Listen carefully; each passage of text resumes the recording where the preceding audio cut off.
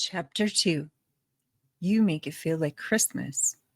I headed out the front door, ignoring my overgrown eyesore of a yard, and walked 2 doors down to Carrie's house. She met me on her front porch with her hands on her hips and murder in her eyes.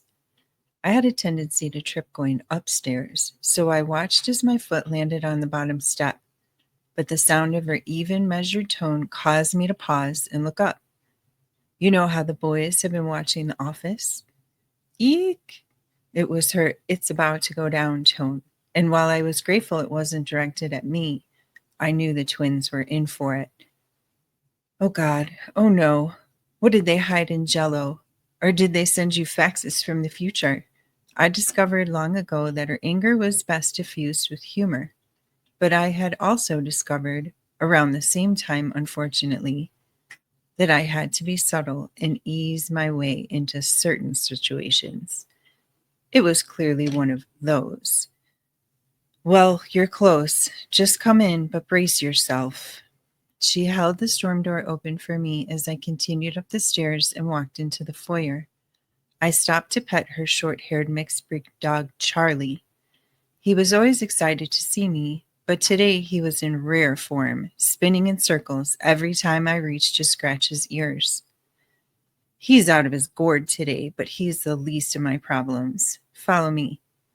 We walked down the hallway toward her family room in the back of the house, and as soon as a corner of the room came into view, I knew exactly what I was there to see. The entire room was covered in wrapping paper, not just a few things, or the table, or the remotes for the TV, the entire room. These boys went through all the wrapping paper I bought after Christmas, and they wrapped every single thing. Look at the television. How on earth? It's attached to the wall. Her pitch continued to rise, and by the end of the last word, she was almost shrieking. I was trying to hold it together because I could tell from her voice and flushed complexion she was ready to snap. I followed her pointed finger to the TV, which was mounted above the fireplace.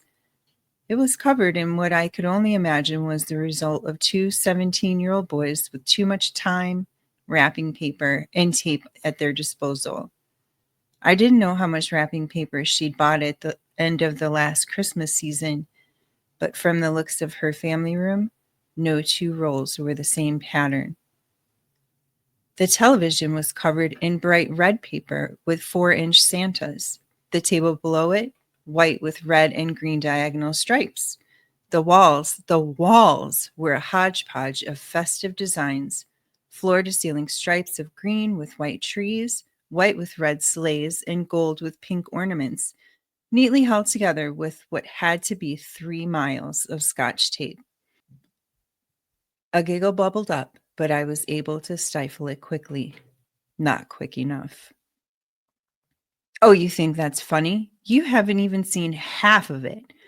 Her fury was radiating into my pores, and I knew I needed to play it cool for just a little longer. I didn't know where to look next. The entire room looked like the floor of a Macy's gift wrapping room on December 23rd. The couch was sporting at least 4 different patterns, none of which had been repeated from the walls. Multicolored joy on white for the seat cushions, while the back cushions were a combination of snowmen on red and reindeer on green. The armrests and base of the couch were silver snowflakes on hot pink, as were the multitude of throw pillows across the back. It was shocking. At that point, I began to emit a high-pitched noise, not too unlike a tea kettle trying to get your attention. I glanced in her direction to see if I needed to make a run for it, and while her face had darkened to a shade of purple I'd never seen before, her posture was starting to loosen up. Do not laugh. These are your godsons, and you are partially responsible for this behavior with all your ridiculous pranks. For years in her 30s, Carrie had struggled to carry a baby past a few weeks gestation, then finally found a doctor who could tell her why. A medication she'd taken as a child was the culprit. It had irreversibly damaged her eggs, and she was devastated to learn she'd never be able to have a baby the traditional way. A few months after that appointment, Carrie came to me with a huge favor to ask, and I agreed without hesitation. What were a few eggs I wasn't using anyway? I had a boy and a girl, a matching set, and the rest of the eggs that had been with me since nearly conception were fated to grow old along with me. Carrie had always been like a sister to me, and having the ability to potentially give her the one thing she wanted most in the world was a heady feeling. A few months of hormone injections after I'd weaned Anna, a quick egg retrieval procedure, whatever Nick had to do for his part in the process, a bit of turkey baster action, and presto changeo, 9 months later, twins. They were 50% Nick Peterson, deep voices and acumen for math and linebacker physiques, and 50% Aunt Paige, thick brown curly hair, blue eyes, nonstop tomfoolery, and a missing off switch. I would never apologize for that, but I did feel bad that my no-nonsense best friend was surrounded by knuckleheads, thanks to me. I was thinking at that moment she might regret that decision, and the next words out of her mouth almost confirmed my suspicions. You're a terrible influence. Her voice broke at the end, and I turned my head fast enough to see she was starting to find a tiny bit of humor in the situation. But as quickly as it had turned up, the corner of her mouth rejoined the thin, straight line formed by lips that were undoubtedly holding back countless expletives. Are you ready for the cherry on top?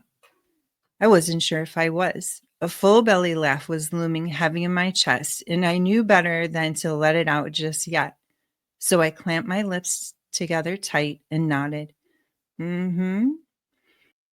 So you know how I've been asking Nick to break down those boxes since we replaced the appliances 2 months ago? Oh God, I can't do this anymore. Do not laugh. Whatever it is, do not laugh. Yes. Well, I walked through the door after teaching yoga in a 90-degree studio all day, and by the time I had hung up my keys on the hook, I already knew something was up.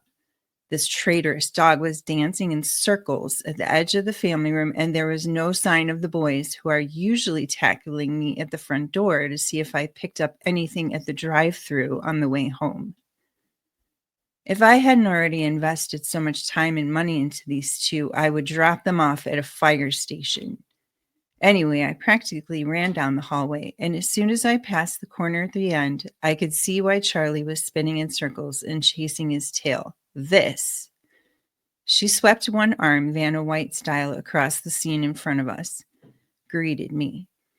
They had to have used every single roll of expensive double-sided Hallmark wrapping paper I bought. Where did they find all this tape? Did they have it hoarded in their rooms? Because I know when I'm looking for a single roll of tape, it's nowhere to be found. She was really getting wound up again. I was desperate for a deep breath, but opted for tiny sips of air out of fear that a giggle would find its way up and out and jeopardize my very life. I'd at least like to finish writing one single bleeping book before my last day on Earth. Did you happen to notice the two rather large gift-wrapped cubes in the middle of the room? I hadn't, but as soon as my eyes landed on them and saw the holes torn through the double-sided, multicolored polka dot and striped paper, I knew exactly what had come next. Those boys were nothing if not inventive and entertaining, to me anyway.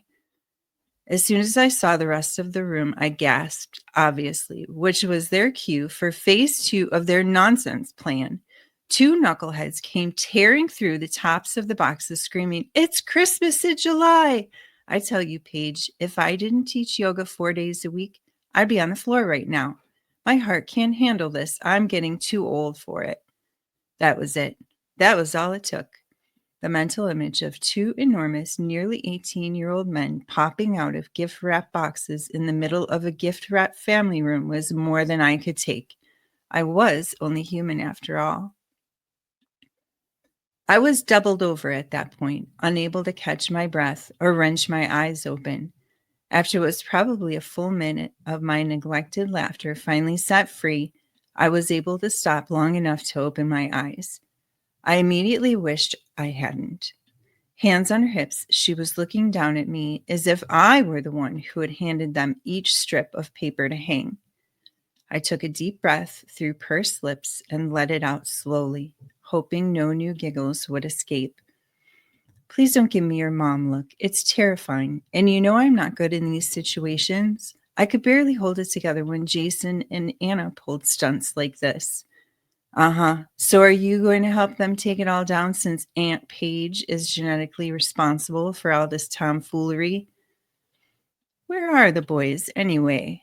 I looked around behind me. Do I need to do a wellness check?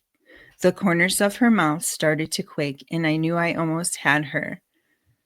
About 5 seconds after they both tore through the tops of their jackass in the box, they realized the error of their ways. They're lucky their father is traveling this week, but I yelled enough for the both of us. I sent them to their rooms so I could calm down. Hence why I called you right away. I knew you would laugh, and I needed to not be so mad. I started to feel a little less guilty about my utter lack of self-control. At least she knew what she was getting herself into when she called me, and it wasn't a lecture on responsible wrapping paper storage. Another thought flashed into my mind, however, one more terrifying than the stare down from moments before. Am I supposed to help them clean this up? I could feel Carrie finally relax a bit, heard a quick chuckle. Nope, this one is all on them to clean, but I wanted you to see it before they started, and I needed some comic relief.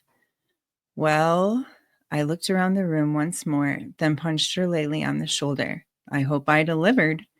That you did. She cleared her throat and put her hand on my forearm.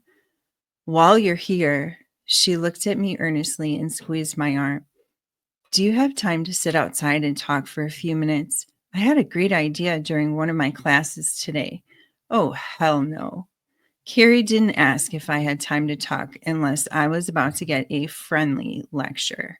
And nobody's got time for one of those on such a beautiful Saturday evening. I actually have a lot of work to catch up on, and there's laundry all over my bed that's waiting to be folded. That laundry has been there for a month, and it's Saturday. What work do you have to catch up on? It's a new project. I haven't told you about it yet, and this morning I was buried under the laundry avalanche and could have died. I really must be going. Kiss the boys for me. Good luck. I continued deflecting with increasingly lame excuses as I backed down the hall and out the door. Her look of loving disappointment was the last thing I saw through the glass of her storm door before I turned and fled down the porch stairs and back to the relative safety of my self-made prison. 10 seconds after plopping myself down onto the tropical print cushions of my porch swing, I heard a bing as a text came in.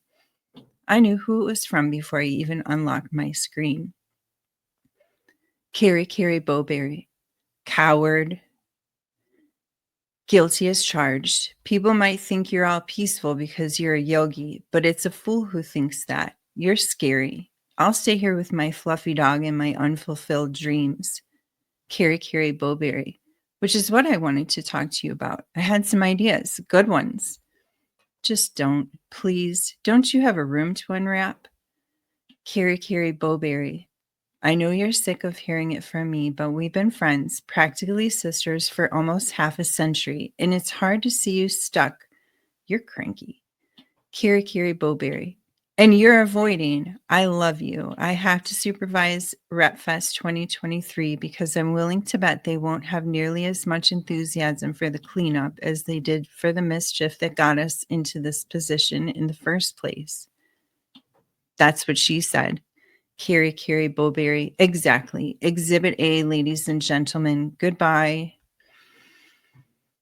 I was reading over our exchange and enjoying the ability to finally let my laughter free because the whole thing deserved to be laughed at when another text came in and my phone auto-scrolled me to it.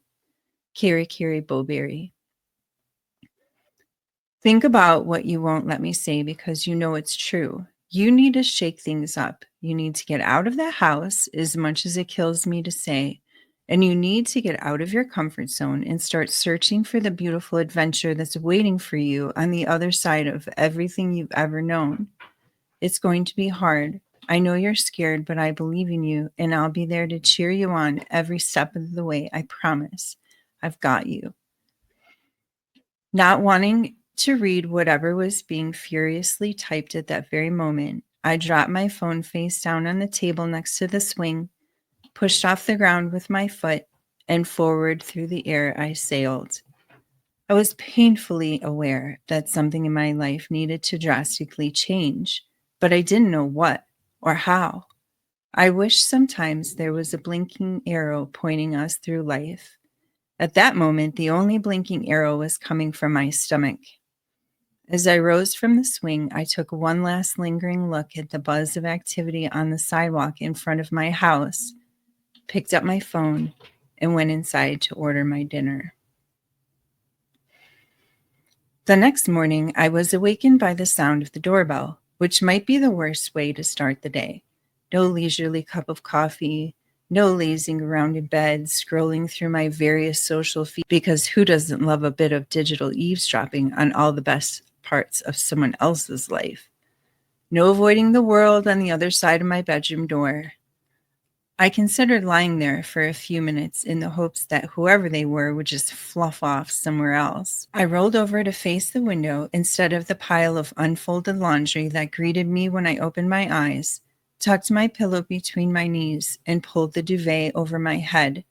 Ding dong, the insistent bell called again, announcing that whoever couldn't take a hint was still on the other side of the door. Roxy's ears were slightly less floppy as she listened to see if there might be imminent danger, probably so she knew whether she needed to hide. It's Sunday, for God's sake. This is supposed to be a day of rest, I grumbled, then reached up to yank the covers off my head. Roxy abandoned her bed and stood beside me, her tail wagging at a pace that could only mean one thing. She sensed excitement.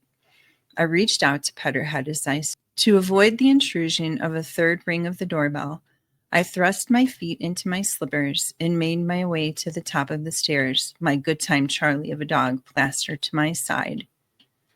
I strode through the kitchen and rounded the corner to the hallway leading to the front door. I could clearly see my mother, Mary Beth, her forehead pressed against the glass of the sidelight, and the tall, thin outline of my father, Theo, could be seen through the etched glass upper half of the front door. This smells like trouble,